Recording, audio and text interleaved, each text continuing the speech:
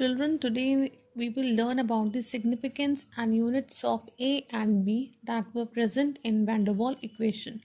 Van der Waals equation we discussed last time was P plus A upon V square into V minus V is equal to RT, and this was for 1 mole.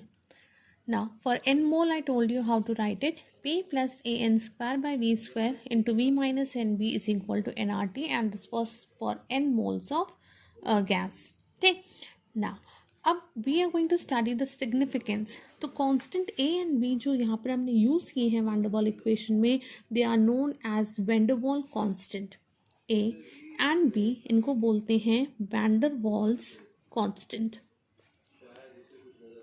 Alright, इन्हें van der Waals constant बोला. Now, constant A, it gives an idea of the attractive forces existing between the molecule of the gas. हमारे पास ये container था और यहाँ पर बहुत सारे मॉलिक्यूल्स प्रेजेंट थे गैस के. तो कांस्टेंट A जो है, what it tells us, it gives us an idea of the attractive forces which exist between the molecules of the gas. जितनी ज़्यादा वैल्यू होगी A की, ओके, उतना ही ज़्यादा अट्रैक्टिव फोर्स होता है बिटवीन इट्स मॉलिक्यूल. ठीक, so higher the value of this constant, more will be the attractive force between the molecules. ठीक, नाउ दीज फोर्सेस, हम इन फोर्सेस को वैन डर वाल्स फोर्सेस भी बोलते हैं. ठीक, now a gas with higher value of a, अब क्योंकि इनके बीच में अट्रैक्टिव फोर्सेस ज़्यादा होंगे, ए की वैल्यू जितनी ज़्यादा होगी अभी बताया उतने ही ज़्यादा ये अट्रैक्टिव फोर्सेस होंगे, और जितने ज़्यादा अट्रैक्टिव फोर्सेस होंगे मीन्स उतने ये क्लोज आ सकते हैं, और जब मॉलिक्यूल्स क्लोज आते हैं तो वो ईजिली लिक्विफाई हो जाते हैं. तो in other words we can say that greater the value of A, more will be the attractive force and more will be the tendency of a gas to get liquefied. तो constant A भी जो है वो हम उसको बोल सकते हैं as a measure of the van der Waals forces existing between the gas molecules and the ease of the liquefaction of a gas.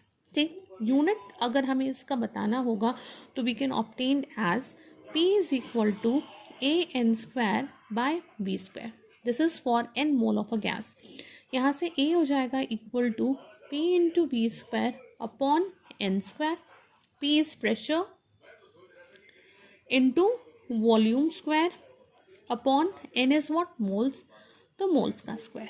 ठीक, तो अगर हमें यहाँ पे यूनिट ऑब्टेन करना है तो हम इस तरीके से using this formula we can obtain. So अगर प्रेशर हमारा एटमॉस्फेयर में है, वॉल्यूम लीटर्स में है, और मोल्स तो हमारे होते हैं, मोल सिंपल यूनिट है, तो यूनिट ऑफ ए क्या हो सकता है?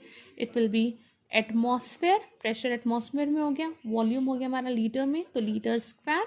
ऑलराइट, और मोल्स ऊपर ले जाएंगे तो पर mole square. So this is the unit of a we can obtain. ठीक, नाउ कांस्टेंट बी की बात आई. Now for constant b, this is again van der Waals constant, और ये हमने क्या पढ़ा था? It was the excluded volume of the gas. Volume का एक्सक्लूडेड वॉल्यूम था. ठीक, ना excluded volume जो होता है, it is 4 times the actual volume of the molecules. Therefore B, it can be regarded as a measure of the effective size of a gas molecule. जितनी ज़्यादा B की value होती है उतना ही ज़्यादा एक्चुअल वॉल्यूम होता है मॉलिक्यूल्स के गैस का. ठीक, अगर हमें एक्सक्लूडेड वॉल्यूम हम देखें यहाँ पर, तो excluded volume it was equal to NB. This is for n moles. तो B इक्वल हो गया एक्सक्लूडेड वॉल्यूम अपॉन n, और ये वॉल्यूम है, वॉल्यूम हमारा लीटर्स में और ये मोल्स में. तो यूनिट फॉर बी आ गया हमारे पास यहाँ पर लीटर पर मोल. ठीक, so this is how we can obtain the unit of B. ठीक, एक्सक्लूडेड वॉल्यूम मैंने तुम्हें पहले भी बताया था, द होल एरिया. यहाँ पे नहीं, वैन डर वाल्स ने क्या बोला था कि मॉलिक्यूल्स का भी कुछ वॉल्यूम होता है. तो अगर हम ये सारा वॉल्यूम एक कॉर्नर में ले आएँ तो ये हमारा एक्सक्लूडेड वॉल्यूम हो जाएगा. It is not equal to the volume of the container. तो ये एक्सक्लूड करना पड़ेगा वॉल्यूम.